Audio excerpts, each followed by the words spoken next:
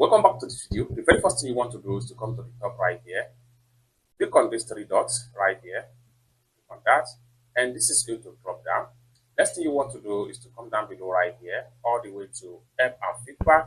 Then from help and feedback, make sure you go ahead and look for about Microsoft Edge right here. So click on about Microsoft Edge, and it's going to take you right here. So it's going to take you right there. So what you want to do right there is to simply, so in a few seconds, it's going to take you right here. So just like what you see right here, checking for update.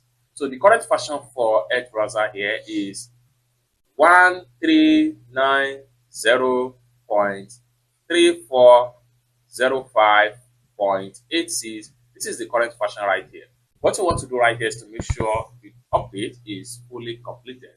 With that, after a successful completing of the update, you have access to some of the new features in your Microsoft Edge browser.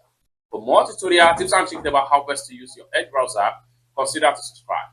Thank you so much for watching, and I hope to see you in my next video.